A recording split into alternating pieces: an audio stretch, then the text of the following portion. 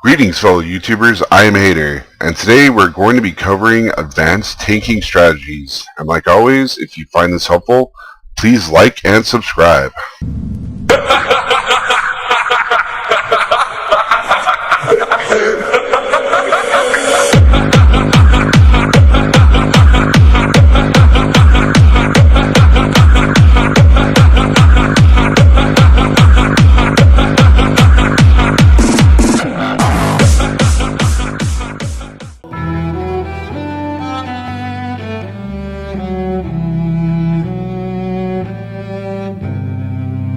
Alright guys, the first thing we're going to be covering today is spec. And don't worry, I'm not going to be covering every single detail of them. I'm sure you're more than sick of every other person on YouTube going into more detail than you could ever want. The spec management is a key part of being an amazing tank. There are a lot of different options, especially with as many utility talents that tanks have now. As an example of this, we're going to be looking at my second tier and my third tier. Renewal and Cenarian Ward is the second druid tier.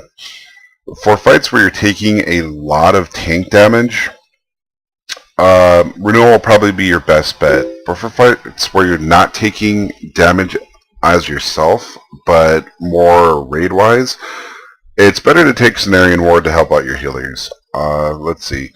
The third tier, you're really going to want to take a look at that that you're going to be controlling. For instance, Typhoon has the knockback, so you're not going to be using that in fights where knockback would be bad.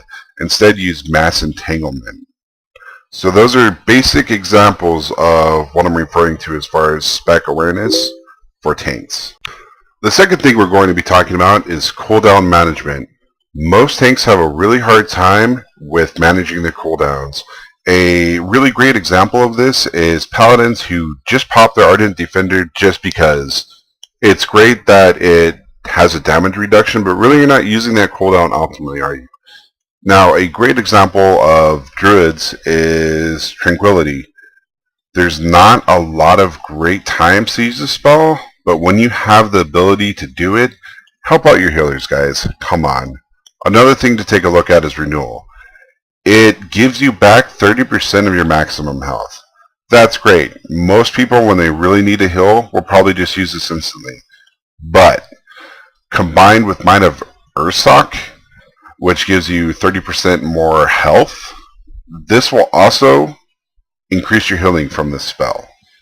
The other things to really look at is Incarnation. I bet there are plenty of ways to use this spell, but people really need to pay attention to when the optimal time is. As for everything else, another great thing that will really set you apart from other tanks is using your utility spells to their maximum effect. Paladins, Hand of Protection, Hand of Sacrifice. I see almost no Pally tanks using this. There's no reason not to be using that. Druids, Tranquility, Demoralizing, not Demoralizing, Stampeding Roar. There are tons of different ways to use your spells, and really, tanks are a utility class. We are there to help everyone else kill the boss.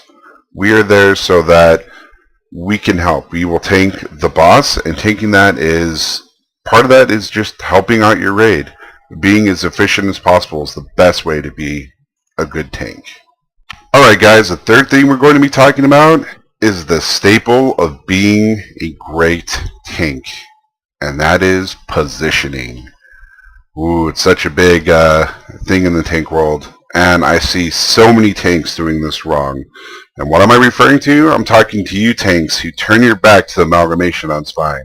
It's the single most common thing I see a tank die to that can totally be avoided. So let me show you a quick difference. If you're running like this and the mob is chasing you like my ghost is, then you're running wrong. You need to be strafing. And if you're not strafing, then I don't know what to tell you, because this is the only way you're going to avoid all that damage when you're running from a boss, and potentially save your life, and your healers will love you for it. The other aspect of this is when you're tanking, you need to make sure to turn the boss so that their back is to the DPS. It is your responsibility to do that. That's why you're the tank. It's not that hard. On top of that, you have to be aware. You have to be aware. For instance, on Zons, I mean, you have to be watching where the ball's going. You have to move the boss into position. That is your job. This will make you a way better tank. Alright, so the fourth thing we're going to be talking about also goes hand in hand with what I was talking about positioning, and that is keybinding. Why is keybinding so important to tanks? Well, it prevents you from tunneling, which helps you position better, which helps you react to different situations. If you don't know how to keybind, there are plenty of tutorials on YouTube. Please go look them up. It will help you so much. You should also keybind your cooldowns and macros. Macros are a great way to save space, and they're a great way to help you out in the long run, especially if you run into a situational thing. Let's take a look at my macros. For instance, my Savage Roar and my Rake, Savage Defense, and my Rake are tied together. So if I shift into Kitty Cat, since this doesn't change, it will Rake instead of use Savage Defense. There are plenty of different ways to use this. My Rogue used to have Shiv and Throw on the same keybind. So please mess around with it, find out what works best, and if you don't use keybinds now, please, I implore you, go look up how. It will change your life. Okay guys, the final thing that we're going to be covering for today is add-ons. And what am I talking about with add-ons? Well, things that will help you specifically. And I won't be covering all of them, but I will be going over the ones that I really like and giving you some advice for that. Well, for instance, my favorite add-ons are Tidy Plates, Threat Plates.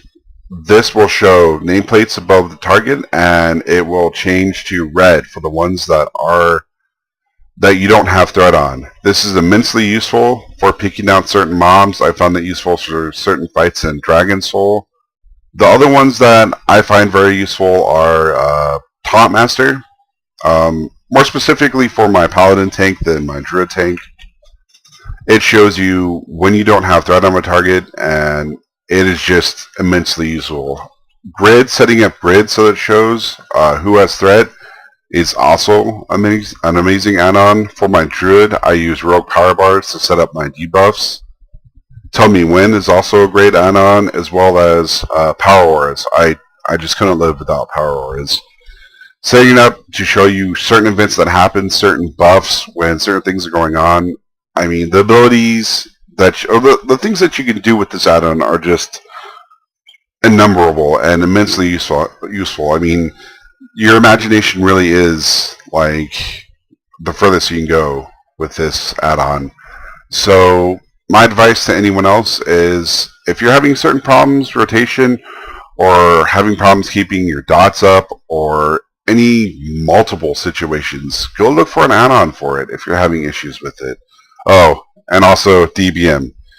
DBM is your friend as a tank, especially because mini tanks raid lead. So anyways, that's basically all the information I have for you today, guys. If you found this helpful, please like and subscribe.